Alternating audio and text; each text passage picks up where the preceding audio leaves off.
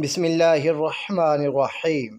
अस्सलामु अलैकुम स्टूडेंट्स, उम्मीद करता हूँ कि आप सब लोग खैरियत से होंगे और खुश होंगे।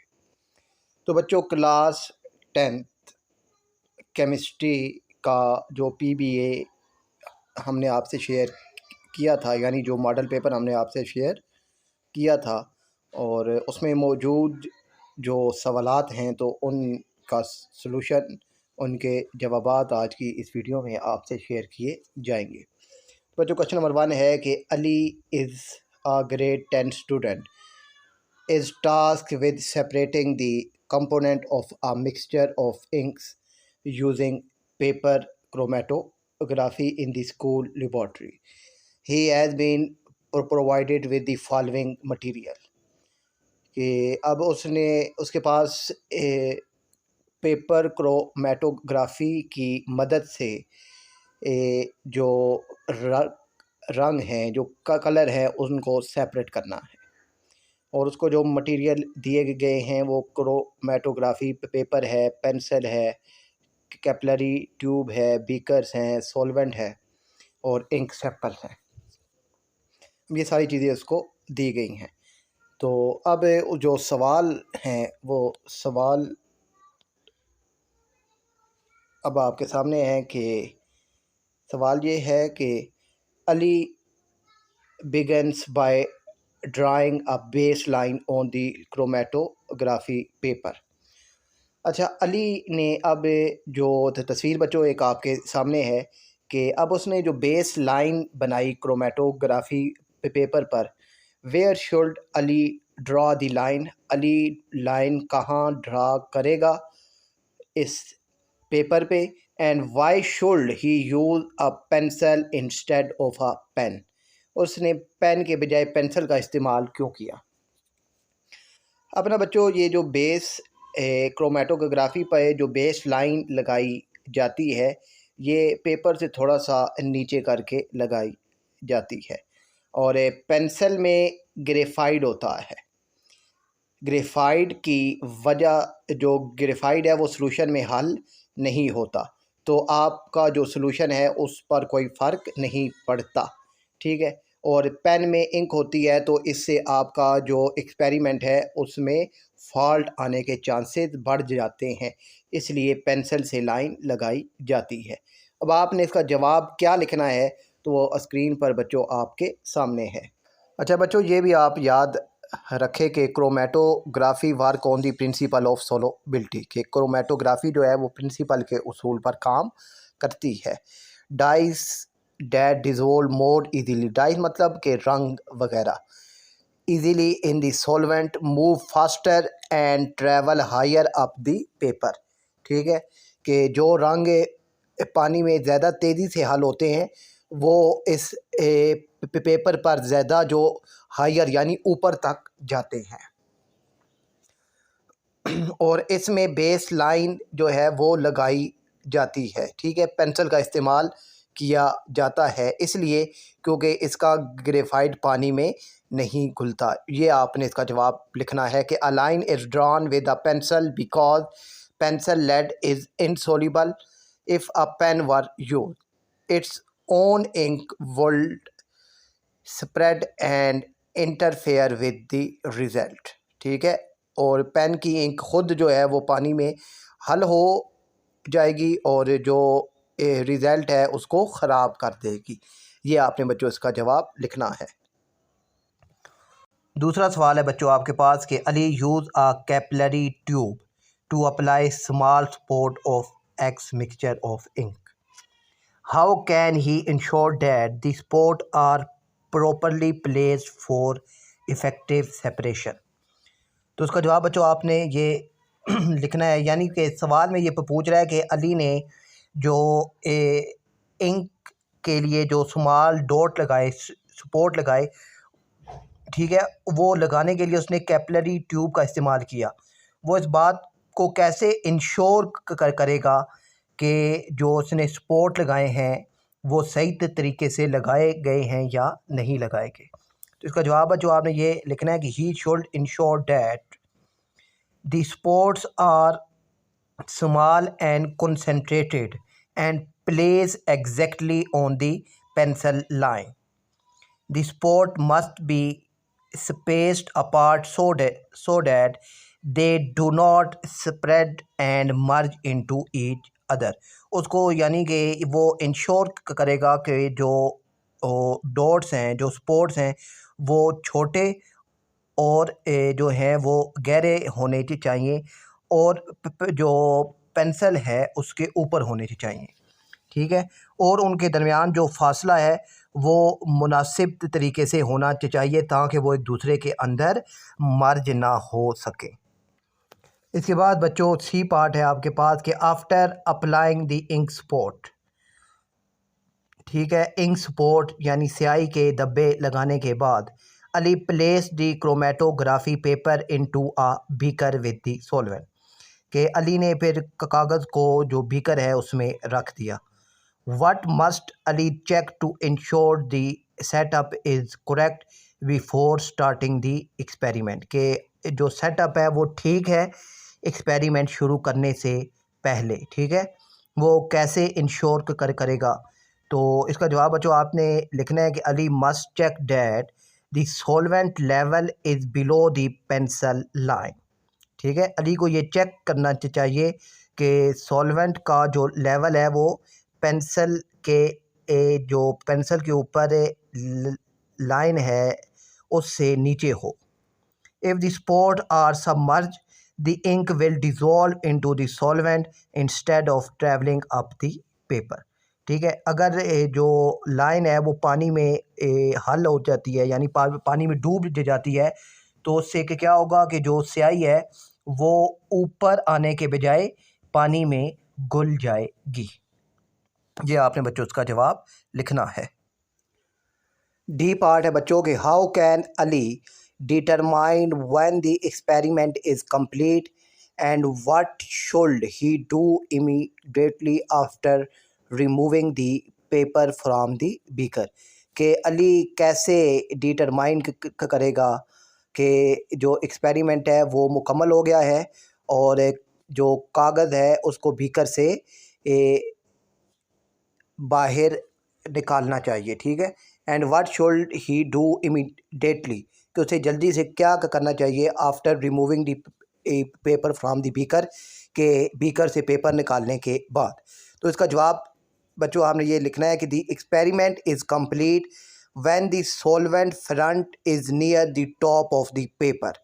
Immediately after removing it, he should mark the solvent front with a pencil before the solvent evaporate, कि जब ये एक्सपेरिमेंट कंप्लीट होता है तो सॉल्वेंट जो कागज़ के ऊपरी जो किनारा होता है वहाँ तक आ जाता है।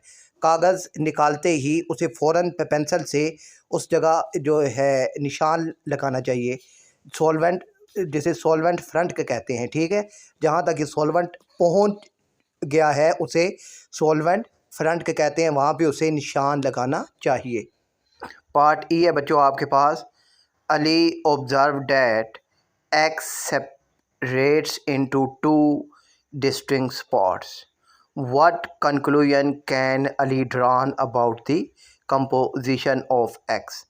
कि अली ने ये ऑब्ज़र्व किया है कि जो X है, जो इंक है, वो दो स्पॉट्स में इनमें जो है वो सेपरेट हो गई है यानी तकसीम हो गई है। What conclusion can Ali drawn? तो अली ने क्या कंक्लूजन ड्रॉन किया या उसने क्या रिज़ल्ट निकाला about the composition of x, के एक्स की जो कंपोजिशन है उसके बारे में। तो जवाब बच्चों आपने ये लिखना है कि Ali can conclude that mixture X is not a pure substance, it is a mixture of at least two different coloured component, कि अली ने ये रिज़ल्ट निकाला कि जो मिक्सचर एक्स है ये एक प्योर सब्सटेंस नहीं है, ये it is a mixture of, ये मिक्सचर है एट लीस्ट दो जो है at least two different colour component, कि वो दो मुख्तलिफ जो कलर्स हैं उनका का कंपोनेंट है। अब बच्चों पार्ट एफ है कि perform the necessary calculation to calculate the RF value for substance A and B। अब आपके पास ये सब्सटेंस A है और सब्सटेंस B है, इनकी RF वैल्यू मालूम करनी है। RF वैल्यू का मतलब होता है बच्चों रिटेंशन फैक्टर, ठीक है, रिटेंशन फैक्टर मालूम करना है। तो ये बहुत सिंपल होता है। ये जो सोलवेंट फ्रंट की वैल्यू है, ये वे वैल्यू, और फिर अब सब्सटेंस ए की अगर आपने वैल्यू मालूम करनी है तो सब्सटेंस ए की वैल्यू है, ठीक है। तो अब ये सॉल्वेंट फ्रंट की वैल्यू है आपके पास 8, और ये जो सब्सटेंस है ए उसकी वैल्यू है 2.6। ये आपने ऊपर रखनी है और इन दोनों को डिवाइड कर देना है, ठीक है। रिटेंशन फैक्टर इसी तरह मालूम होता है। फिर सब्सटेंस बी के लिए 5.6 और 8 नीचे आ जाएगा। तो ये इन दोनों को जब आप डिवाइड करेंगे तो आपके पास RF की वैल्यू आ जाएगी, और ये वैल्यू 0 से 1 के दरमियान होती है, ये आपने याद रखना है। इसके बाद बच्चों आपके पास है question number, in the school laboratory students are asked with separating a mixture of water and alcohol using fractional distillation process. The arrangement of the apparatus is shown in the figure below। कि school की laboratory में students को कहा गया है कि एक mixture है वाटर और अल्कोहल का, उसको फ्रैक्शनल डिस्टिलेशन के प्रोसेस से आपने सेपरेट करना है। फ्रैक्शनल डिस्टिलेशन ये प्रोसेस होता है बच्चों जिसमें 2 या 2 से ज़्यादा लिक्विड्स जो हैं उनको मिक्स किया जाता है और फिर हीटिंग के ज़रिए इसको सेपरेट, इन मिक्सचर्स को सेपरेट किया जाता है। और ये आपके सामने उन्होंने इस प्रोसेस की डायग्राम भी दे दी है। और अब मुख्तलिफ आपके पास सवाल हैं जिनका जवाब हमने देना है कि label the components A B C and D। तो अब इनको इनके नाम क्या हैं और इन पार्ट्स के जवाबात तो ये स्क्रीन पर बच्चों आपके सामने हैं।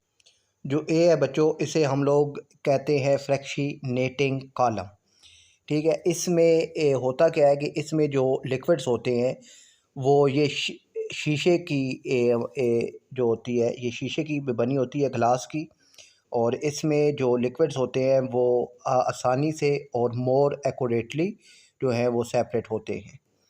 और जो बी है ये होता है कंडेंसर, ठीक है। इसमें ना जो भाप होती है वो दोबारा लिक्विड में कन्वर्ट होती है। और सी जो है ये हमारे पास राउंड फ्लास्क होता है, ठीक है।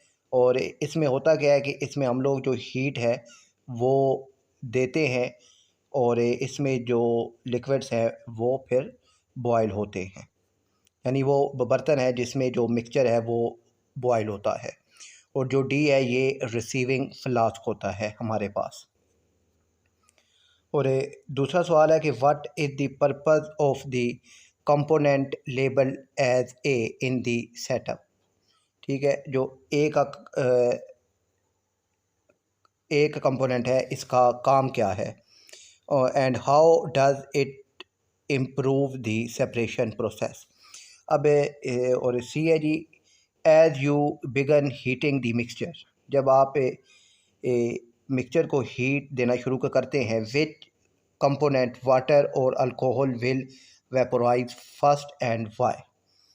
और during the experiment the thermometer stabilised at around 78 degree Celsius. What does this indicate, and which liquid is being collected as this temperature?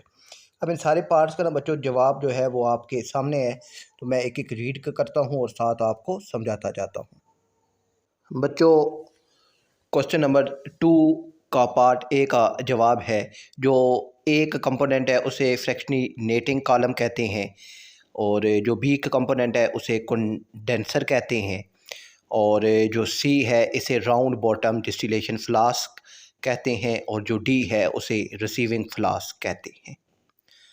और जो सवाल नंबर एक क्वेश्चन नंबर 2 का पार्ट बी है कि फ्रैक्शनेटिंग कॉलम का काम क्या है। तो जी fractionating column provide a large surface area for repeated condensation and vaporisation of the vapours. ठीक है, फ्रैक्शनेटिंग कॉलम जो है वो बुखारात को, ठीक है, ठंड रिपीटेडली ठंडा भी करता है और दोबारा उनको गर्म भी करता है, जिससे जो इनकी लिक्विड्स की सेपरेशन है वो बेहतर होती है। और it improves separation by allowing the component with the lower boiling point alcohol to pass through first while water condense back into the flask।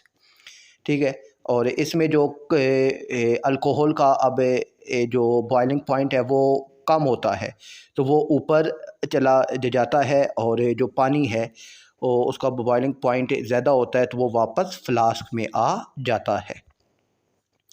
सी है कि कौन जो है अल्कोहल या वाटर, इन दोनों में से कौन जल्दी जो है वो वेपोराइज होगा। तो alcohol will vaporise first because it has a lower boiling point 78 degree Celsius. ठीक है, अल्कोहल का बॉइलिंग पॉइंट 78 डिग्री सेल्सियस है कंपेयर टू वाटर, वाटर का 100 डिग्री सेल्सियस होता है। डी है कि दी जो है हमारे पास थर्मोमीटर, उसका जो उस पर जो टेम्परेचर होता है वो 78 डिग्री क्यों मार्क होता है, या वो क्यों 78 डिग्री इंडिकेट कर रहा होता है। The temperature of 78 degree indicate that alcohol is boiling and being distilled, hence the distillation collected is alcohol. इसका ये मतलब है कि अल्कोहल जो है वो बॉयल हो रहा है, और अब जो लिक्विड हमारे पास जमा हो रहा है वो अल्कोहल है। आप आसान अल्फाज में इसको ये समझ लीजिए। और ये है कि yes you can test the distillated by burning a small amount, it burn with a blue flame confirming it is alcohol। ठीक है, आप थोड़ा सा अल्कोहल लें और उसे आग लगाएं, अगर वो ब्लू शोला दे देता है यानी नीला शोला हो तो वो अल्कोहल है। या तो फिर आप जो है alternative measure its boiling point again it should be 78 degree, या फिर आप उसको दोबारा बॉयल करके देख सकते हैं, वो 78 डिग्री ही होगा। एफ है कि adjust the heat source to provide gentle steady heating so the mixture boiled smoothly without bumping और rapid boiling. This ensure constant vapor formation and accurate temperature reading। कि वो ये कहना चाह रहा है कि आपने जो हीट देनी है वो आहिस्ता आहिस्ता देनी है, क्योंकि तेज़ हीट से जो आप का जो लिक्विड है वो जल्दी बॉयल होगा और आपके पास स्मूथली और एक्यूरेट रीडिंग नहीं आएगी। तो स्मूथली और एक्यूरेट रीडिंग के लिए आपने जो हीट है वो आहिस्ता रखनी है ताकि लिक्विड आहिस्ता आहिस्ता बॉयल हो और आपके पास जो रीडिंग है वो एक्यूरेट आ जाए। ये बच्चों आपने इनके जवाबात लिखने हैं। अब बच्चों जो पार्ट ए है कि वायर्स को क्यों साफ़ करना चाहिए, तो उसका जवाब है कि the wires is clean to remove any impurities और रेजिड्यूज फ्राम प्रीवियस टेस्ट। वो उसको साफ़ इसलिए करना चाहिए कि पिछले टेस्ट में अगर उसके साथ कोई इम्प्योरिटीज़ या कोई और मेटल रह गया है तो वो साफ़ हो जाए। और दूसरे सवाल का जवाब बच्चों आपने लिखना है कि student Y should hold the wire in the hottest part of the Bunsen burner flame to ensure the metal ions gain enough energy to emits their characteristics colour. Student Y को चाहिए कि जो वायर है उसको जो hot part है उस पर रखे ताकि जो मेटल है वो ज़्यादा एनर्जी ले और जो उसका अपना रंग है उसको ज़ाहिर करे। If a yellow flame is observe the metal ions likely present in sodium. अगर येलो फ्लेम आ रहा है तो इसका क्या मतलब है कि जो आयंस है, जो मेटल है, वो सोडियम का है। ठीक है, ये जवाब बच्चों आपने लिखना है। और बच्चों आपके पास जो बाकी मेटल्स हैं, पोटाशियम, कैल्शियम, कॉपर और बेरियम, उनके जो को फ्लेम कलर्स हैं तो वो भी आपके सामने हैं। इनको भी बच्चों आपने अपने माइंड में रखना है। और इसके बाद है जी, अब उसने 3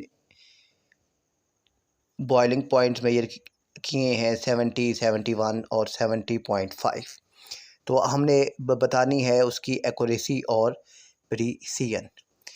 प्रिसीजन उसकी भी बच्चों ये है कि the work is precise. The measured boiling points 70, 71 और 70.5 degree Celsius are very close to one and other showing consistency. और accuracy, the work is not accurate. The average value 70.5 degree Celsius is significantly lower than the true boiling point of 78.0 degree Celsius. और अब आपने बच्चों separation करनी है sublimation से, तो उसके जो स्टेप्स हैं वो आपके सामने हैं। तो इनको बच्चों एक दफ़ा आपने रीड कर लेना है। क्वेश्चन नंबर 4 है कि a group of student is conducting an experiment to test the purity of water by determining its melting and boiling point. They have two samples के कुछ स्टूडेंट्स हैं वो पानी पर एक्सपेरिमेंट कर रहे हैं उसका मेल्टिंग और बॉइलिंग पॉइंट मालूम करके। उनके बाद 2 सैंपल हैं। Sample A which they suspect it pure water, कि सैंपल ए है और वो कह रहे हैं कि ये साफ़ पानी है, और सैंपल जो बी है इसमें इम्प्योरिटीज़ मौजूद हैं। The student use a thermometer to measure the temperature at which both sample melt and boil. They perform the following steps. कि they boil the both sample separately in an open container on a Bunsen burner and record the temperature at which the sample start to boil. और उन्होंने Bunsen burner का इस्तेमाल करते हुए दोनों sample का temperature जो है वो मेजर किया है। अब उनके पास जो रिज़ल्ट आए हैं कि सैंपल ए जो है वो मेल्ट हुआ है 0 डिग्री पर और बॉयल हुआ है 100 डिग्री पर। सैंपल बी मेल्ट हुआ है -2 पे और बॉयल हुआ है 102 पे। Explain the significance of the result if pure water has a melting point of 0 degree and a boiling point of 100 degree at standard atmospheric pressure. Or how can the experiment held determine a water sample is contaminated with substance like salt or other solutions। और अब ये part A B और सी के जो जवाब बच्चों आपके सामने हैं, आपने ध्यान से इनको पढ़ना है।